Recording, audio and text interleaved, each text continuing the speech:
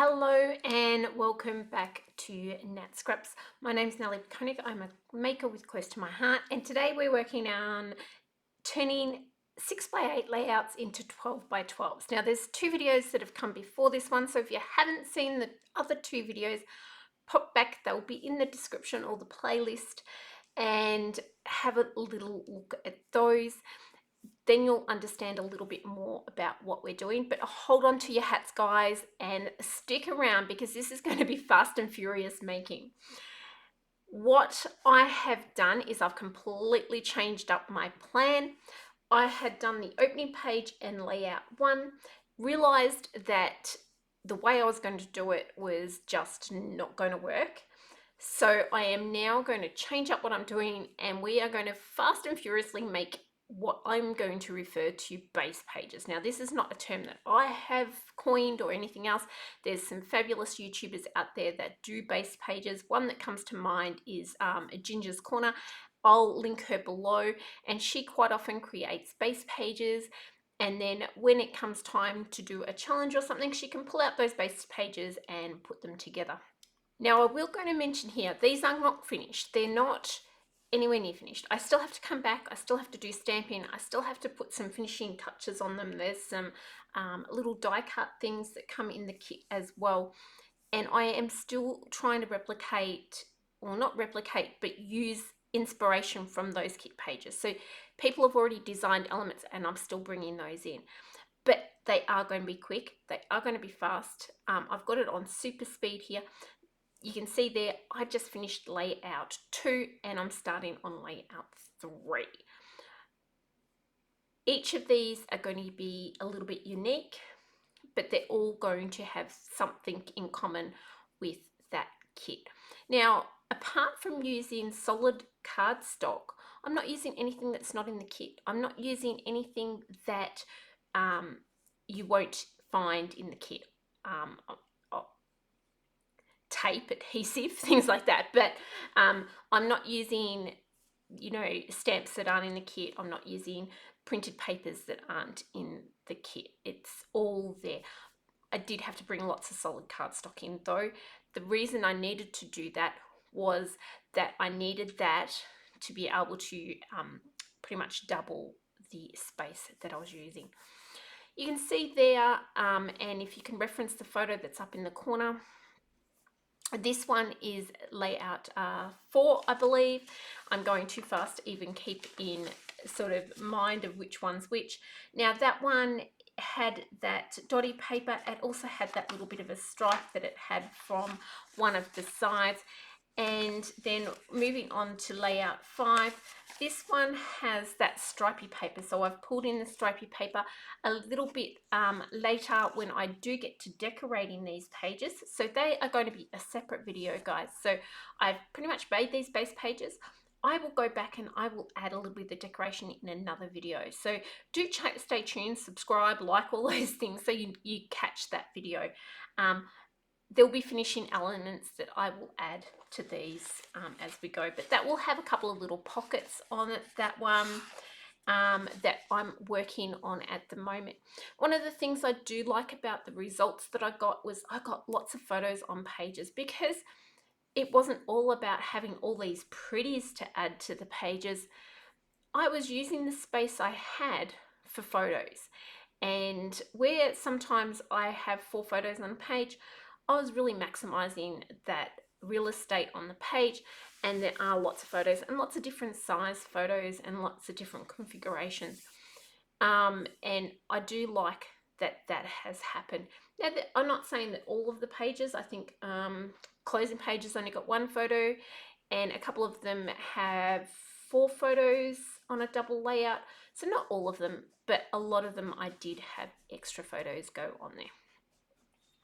This is now doing layout 5, and I'm bringing in that stamping that was already on the inspiration layout 5, where it had these little dots come down and then a couple of suns. And this one is just a real fun, happy kind of layout that occurred.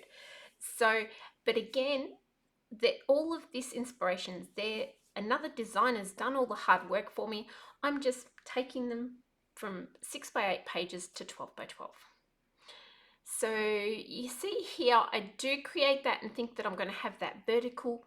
And in a moment, that's going to change around. I did cut that paper and sillily cut it completely the wrong size and have to come back in and have a rethink about that. So I'm going to recut that paper there. And then I'm going to flip this in a moment. And you can see there now my suns are going to be a little bit sideways, so I am going to re-stamp those. Now I could have just stamped the circles in the center and had them mounted on, and that would have looked really cute, and I'm kind of kicking myself now that I didn't. I may even do that when I go back to do the added embellishing for the page. Now I did think this looked a little bit like a pastel version of the Happy Caterpillar, and I was a little bit worried about that, thinking I'd created some kind of sunshine caterpillar monster, but I think in the end it all worked. On to layout 6, guys, and I did miss a little bit of my recording on the start of this layout. Again, these are the strips that are in the 6 by 8. I'm just making them 12 by 12 instead of being, I think they were like 3 inches wide on the layout. So that is, again, me just expanding this out. This one has the 6 portrait photos going across. So, you know, you could change that though into a couple of portraits and a 4x4. You can mount these up separately. A lot of these will look good with the photos with an extra layer of mounting and things like that. On to layout 7. I did tell you guys to hold on to your hats because this was going to be fast and furious, and we are onto base page number 7. I'm figuring out where my photos are. Now, base page number 7, if you have a little photo that's up in the right hand corner there, it had that stripy paper running on a diagonal. I loved that element. It had only the tiniest little bit of it left. But really wanted to bring that in. So I went about making my own stripy paper, and it took a hot minute. It took a hot hour, actually. You can see here, those green blocks there at the moment are where my photos are going to go. I thought to myself, hey, I don't want to blend the whole page, so let's block off this. In the end, it was not on the other page. I just kept going because it didn't make much difference. It wasn't like I was using, you know, a heap of ink or anything. Ink's cheap and refillers are cheap, and it was easier just to go over the whole page in the end. I did all along the bottom here. Now you can see those other strips. So I've made strips that are 1/2 inch wide and 1/4 inch wide, and I've got them in a pattern, and that continues that pattern right across the page. There is one spot where I stuff the pattern up. Once I'd done that bottom strip, I kind of matched up the bottom to the top because I knew I wasn't going to be able to reach the whole way across. And but I really like the effect that this gave. It's a cheap and easy way to do a background paper that you could do in any color. It is time consuming. It's you're not going to do it in 5 minutes. It is going to take a little while, and you do tend to want to know what your pattern's doing. I spent a lot of my time going which stripe goes where, but once I'd got that down, it was all good. Here I'm popping back on the pieces. Now this page looks a little bit dull with the white photo mats there, but I guarantee when photos go on here and a few other embellishments, it's going to really lighten up and look fantastic. So please make sure you get to see this other video. Here you can see where I'm making that zip strip that I only have one of stretched, so it will go across the 2 pages, so it doesn't go in behind those photos, it just goes in between. The other dark blue is also a zip strip, but I was able to cut that one in half. That is page, where are we up to, 7? Can't believe it. Page 8. Here we go. Now, this one threw me for a loop. I had girls in the cottage when I was filming this one yesterday, and I had done everything I possibly could do to put off getting started on this one. I cleaned my bench completely. I cleaned all my acrylic blocks. I made a new holder for my acrylic blocks. I cleaned all my mats up, the stuff I did to avoid getting started, because I just didn't quite know how I was going to do this one, and I was putting it off. And by this stage, I was starting to think that, you know, I wasn't going to make it through this. And I kept going, I've done, like, you know, 7 pages now, layouts now. I don't need to do another one. I can give up now. I've proved that I can stretch these. I don't need to do the last couple. And I think I said that multiple times to the girls that were here in the cottage crafting.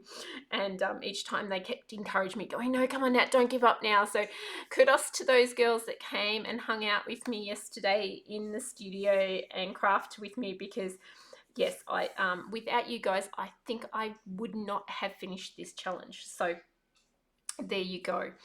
I broke this down into some 9-inch by 9-inch white blocks, but I'm using the stamping that's there, and you can see it up in the picture in the right hand.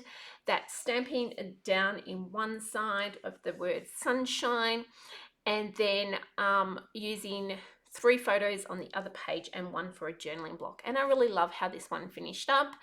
And once I broke through this one, it was pretty much through to the end was fine. So this is that stamping, that inspiration that came again from that original 6x8, and I've just transferred it over. So that is page 8, and I feel like that one, done. Page 9, and there is not much left in the stash of papers.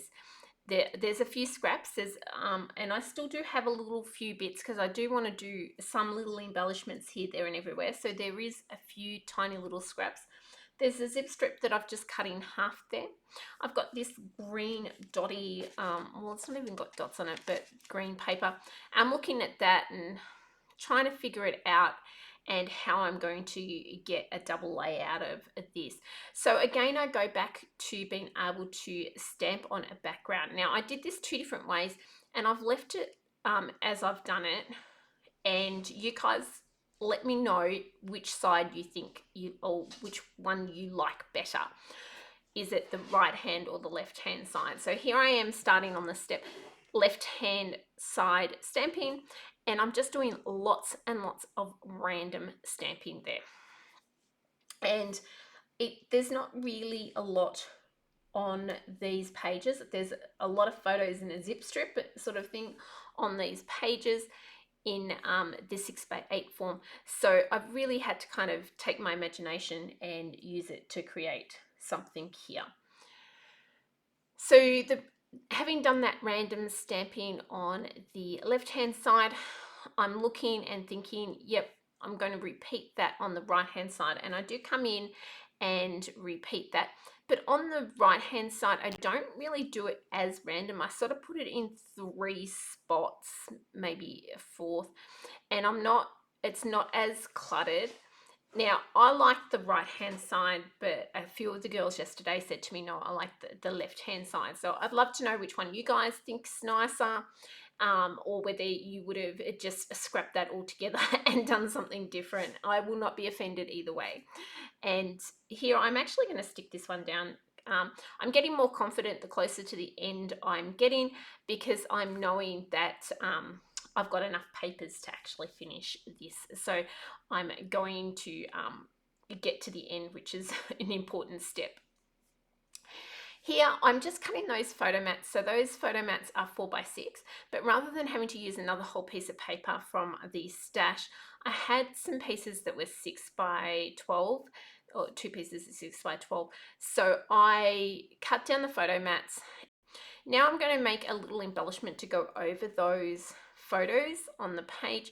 So there's that little bit of half of a zip strip with a 1 each piece of the green paper, and that's just bringing in a little bit more of that green around the page. And you can see I did have to do a little bit of creative combining there to get the 4 strips, because for some reason one of the pieces of that green was cut to like 11.5 inches. This is the final page, guys, and if you are still with me, thank you so much for sticking by me. Please, please, please come back and see how they look when they have had a few embellishments put on them and they are all said and done. I would love that. But this is the closing page, and really it's the pieces of paper that were left on my bench at the end, and they were all sitting there stacked up, so I thought that's how they're going to go on a page. In the inspiration page that you can see there, there was that one zip strip. And then you can see, finally, that is my little stack of leftovers. Please join me, guys, and follow along as I decorate these in the next video. Other than that, have a lovely day. Bye.